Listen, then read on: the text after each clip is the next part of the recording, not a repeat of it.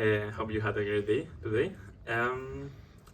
Before starting my presentation, I would like to mention a nice insight I found while preparing for the presentation. It's about a study that Akamai prepared last year, the API Security Impact Study, where they mentioned it that 84% of the companies experienced a security incident related to APIs during last year. So that already shows us that most of the companies probably are not even aware that the security on their APIs that are exposed on internet have been vulnerable or they have security problems. So my name is Robert Garcia Ventura, and today I will present design high-performance APIs on AWS, strategies and best practices. Before starting with the presentation, I would like to present myself. I'm a data architect working for Kipre Data Tech in Spain, and also living in Spain right now. I'm also part of the subject matter expert program, where I help to do some certifications. I have also 7 certifications, and I've been working with AWS since 2018 and being part of the Community Builders program since the creation of the program. So the session of today is basically how we can design the APIs following best practices, cost efficient, scalable, and secure.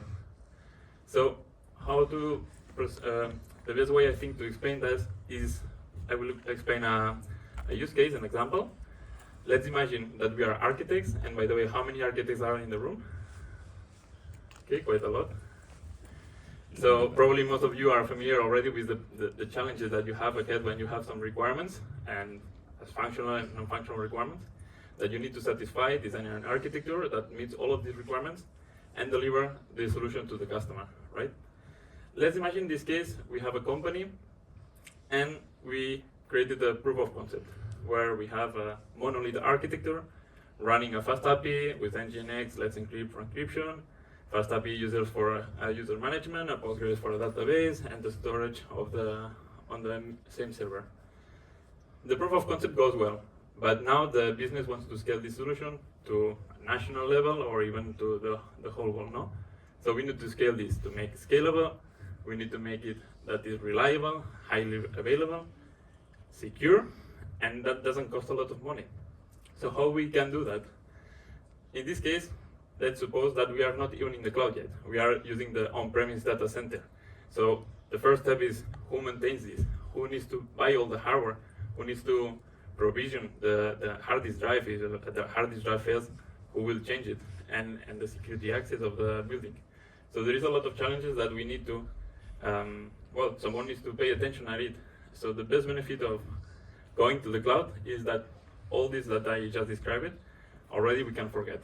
That's the work of AWS, right? So we can see here what will be in the case of an on-premise, that basically all is responsibility of the company, whereas in the case of AWS, following the infrastructure as a service, from the virtualization to all that is involved about the physical hardware and the physical access, security, networking, underneath is maintained by AWS. But it's not like everything is magic on AWS. It's like everything is solved easily.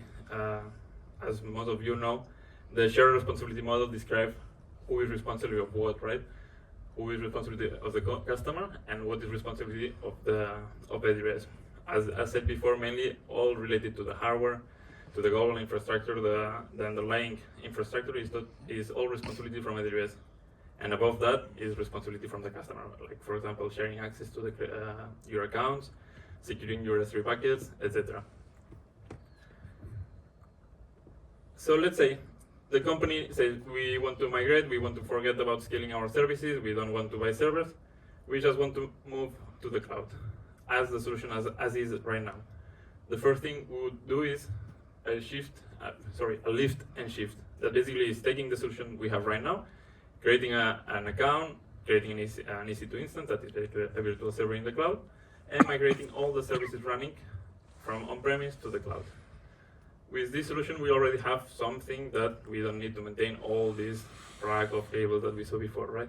But still, a lot of challenges are here, like security, scalability, high availability. So that's not an ideal solution. And the challenge would be how an architect can improve this design. Well, in case of AWS, we have the well-architected framework. Not sure how many people from here are familiar with this framework. Okay, that's quite a lot. Just as a small note, I did the same presentation in the Summit Madrid, and there was almost no one knowing this framework. And there was quite a lot of people. Okay, then, sorry. In this case, most of you know the different pillars. The idea of this framework is that there is different controls that you need either to meet or they are not applicable. The option of they don't meet is not an option, because then you need to basically find a solution to address this problem, right? Or either they comply or they are not applicable. And as you can see, we have operational excellence, security, reliability, performance efficiency, cost optimization, and sustainability. For those that you don't know what means sustainability in this context, it's the latest pillar that was added recently. It's about what is the impact, the carbon impact of your solution in the cloud, especially for big companies. That's important. And at the end, it's highly correlated with the other two pillars, that is efficiency and also cost optimization, because at the end, if the solution is efficient, it will cost less, and also the impact on the sustainability is lower. So let's say our solution is to scale, and basically in the cloud, we have two options: scaling up vertically or scaling horizontally. Vertically, the idea would be that we add more resources to the existing servers, adding more RAM, more compute with a powerful CPU. Is an option, but it's not the flexible option. Is not very easy also to scale. The other option would be horizontally, that basically is getting copies of the same server all in parallel, and that's basically almost unlimited. We can scale as much as we can, and we can scale in. That would be reducing number of instances, or increasing scaling out. That basically adding more instances in parallel, and that's what we can do. As you remember, we had one single instance, and in this case, we will do scaling horizontally. We configure a security group, and automatically, we have in a region 2 availability zones. So this solution already offers some high availability. Also, if you notice, we added an application load balancer. So it's a balancer on layer 7 in the ISO model that will balance the requests that are coming to our fast API microservice into the different EC2 instances.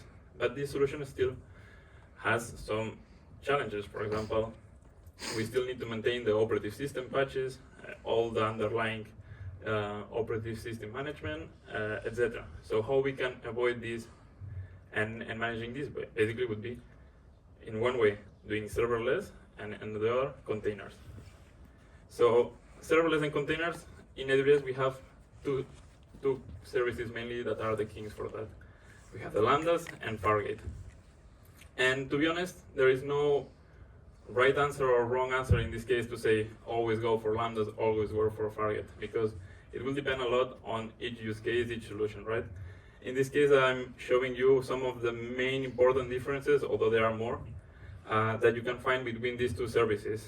For example, in the case of the Lambda, there is a hard limit of the execution time of maximum 50 minutes. That's very important, because if you have, for example, an API call that runs or waits for a background task or executes a process that may take more than these 50 minutes, maybe it's not an option to use a Lambda. Maybe then it's better to use Fargate, that we can run as much as the task is running. Also, cold start is also another important factor to take into account. Although Fargate is relatively fast and you can have some caching capabilities, still Lambda is much more faster to respond compared to Fargate. Then the concurrency is also another thing that in any case there is a hard limit, although it may exist, but these are the default soft limits. Then you can also contact AWS to request more quota.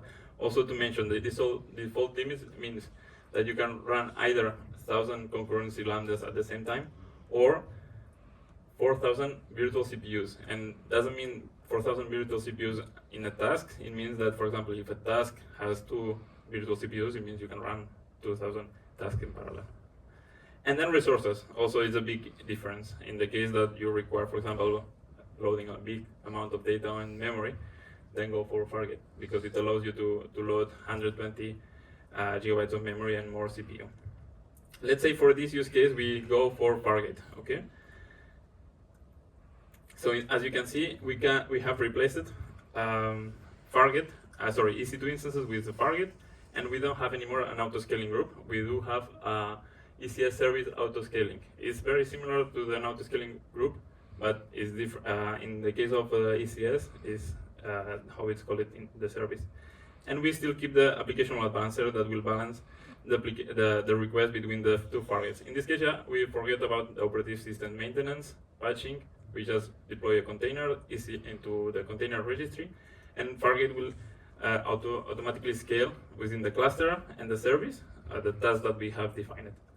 That's already a nice solution, but still, if you remember, within the microservice, we still need how this microservice communicate between them, right? There is memory, database. If everything runs locally, there is no communication between them, right? For example, one challenge that we would have is, let's say this API stores data, for example, images. For that, we can use S3. But most of the times, developers, when they use S3, imagine if you have experience with Python, where the library for interacting with AWS would be Boto3. If we call the API of S3 to make a put object or a get object from S3, by default, if you don't configure anything else, the request would go by the NAT gateway to the internet gateway, would get out of the network from the AWS and get into the S3 bucket. So what it means is, well, the benefit is that it's easy to set up. You don't have to configure anything else. You just do Boto3, get object, done. It works fine. And also you can access S3 buckets in everywhere, right? It doesn't get limited to a specific region. But what happens in reality, and most of the developers are not aware, and then when they get the Cost Explorer's console and they see a cost increase in networking, they don't know what's going on. That's maybe one of the reasons, the source of the problem, because the traffic goes outside the internet. It's not private and there is more latency. So how we can solve this problem? Well, the solution is easy. AWS offers us the concept of gateway, okay? The gateway endpoint. For S3, there is two types of endpoints: interface endpoint or gateway endpoint. Interface endpoints, they cost money because actually it's a physical resource and any connected to the VPC. But the gateway is actually not even a resource; it's just an entry to the route table of the subnet. So in this case, when the Fargate does the resolution of the S3, what it will do, first of all, it checks the routing table, and then there is a prefix list defined with all the IP addresses from all the S3 buckets in the region. So the resolution of when the DNS resolution of the request from your S3 bucket gets resolved in the route table, instead of going by the NAT gateway, it gets resolved by the internal endpoint, and that goes by the internal network of AWS to the S3 bucket. So what we gain with that? First of all, the connection is 100% private. Second, we don't pay egress traffic. So in that case, it's free of use. And also the usage of gateway endpoint is also free. We don't pay for an extra entry on our route table. The cons of this option is that it only works with S3s in the same region. And also this option only works for S3 and DynamoDB. For the rest of the services, we need to use interface endpoints. So let's say we configure our gateway VPC endpoint in our solution, meaning it will create an entry in the subnet route tables.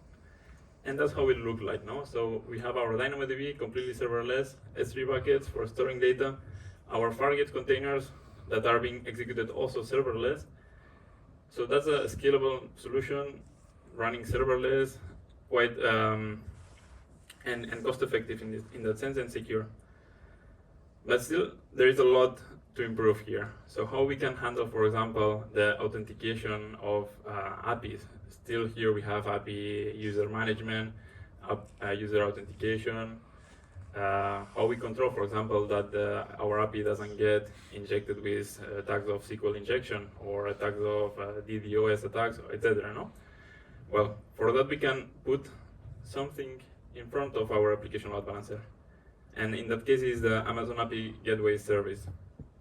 Amazon API Gateway service, it's a service that allows you to either define endpoints at the level of the service or define it as a proxy. In this case, as I said, we will have our fast API application running on Fargate, so all the endpoints will be defined already on the container. Meaning API Gateway in this case is just we can configure it as a proxy, and it will forward all the requests, the REST API request to the backend, that in this case will be the target group of the network load balancer. Also notice that on the previous slide there was an application load balancer on layer 7. In this case, it's a network load balancer. This is a hard requisite of AWS, because when you configure Amazon API Gateway in REST API mode, and connected internally to the VPC with a service endpoint, it only works with NLBs, network load balancers. It doesn't support application load balancers. Only way to support application load balancers would be to change Amazon API Gateway to HTTP mode, the API. Okay, with REST APIs it doesn't work.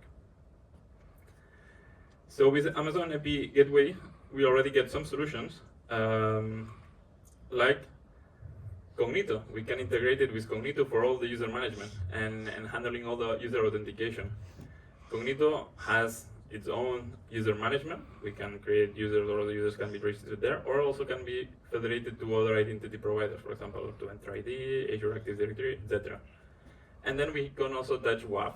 In that case, Web Application Firewall is a service that allows us to, for example, either use AWS managed rules or define our custom rules. For example, in the case of AWS managed rules in WAF, they are already a long list, for example, to cover SQL injections, most common attacks, and all these are maintained and keep updated by AWS.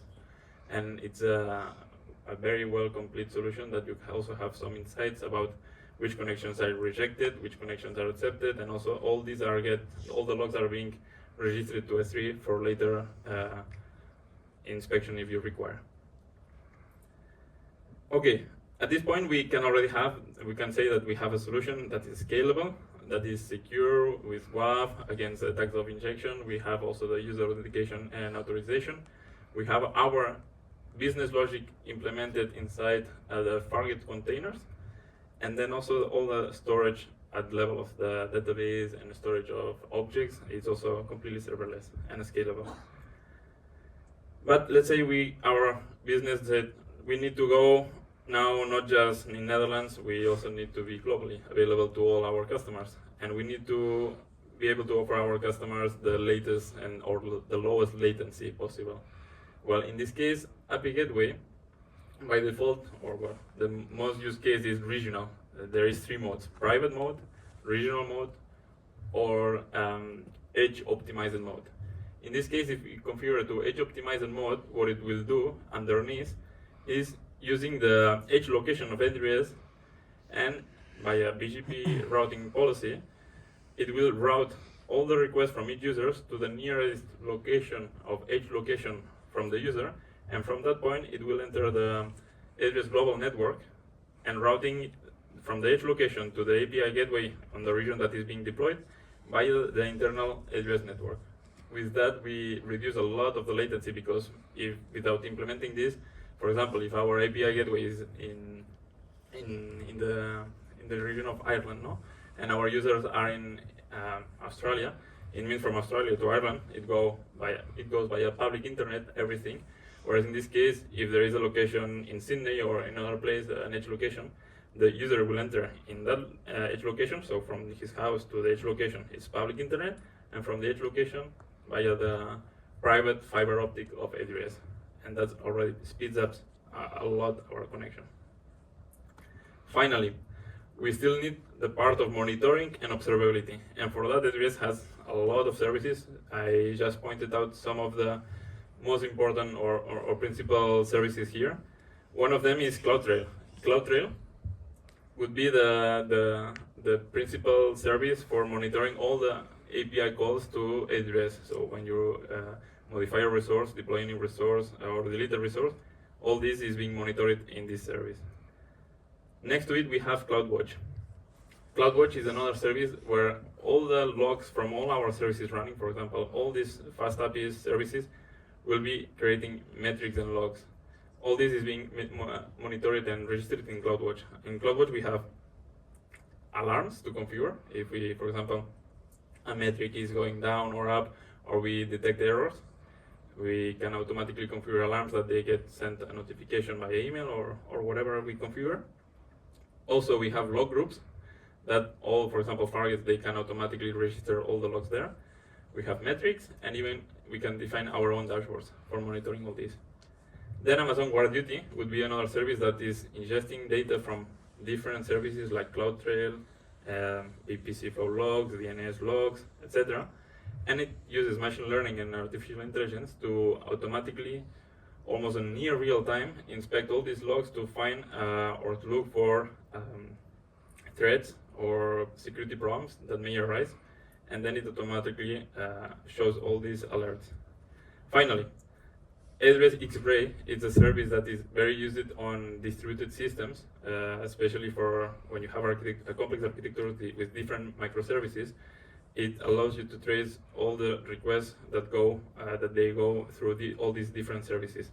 So you can later on see, for example, in a graph, for each request, to which systems they went. It basically adds some headers on each request. And it's also very useful service to pay attention in this case. So, as a summary, that would be, if you remember, the first architecture we had was a monolith architecture on the data center from the company. And in this case, now we ended up with a solution in the cloud that is fully scalable, serverless also, secure, and cost efficient at the end, and completely in the cloud that is also globally available. And with that ends my presentation. Thank you very much. If you can, please fill the survey for the feedback, and also if you want to connect me with LinkedIn. Thank you very much. If you have questions also.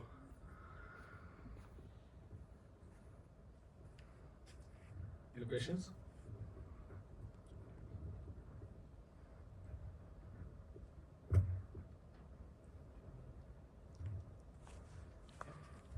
I can jump.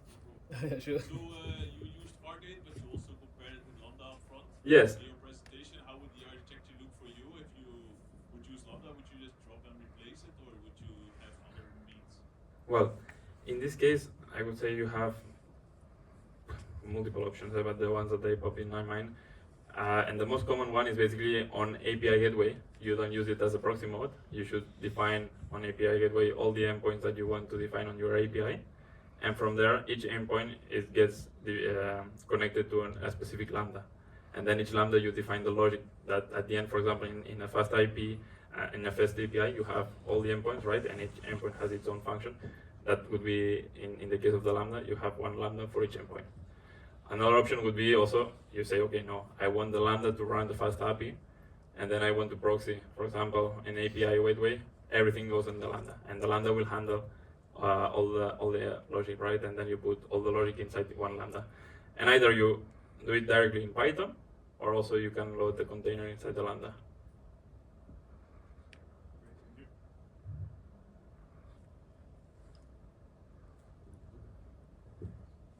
Any other questions?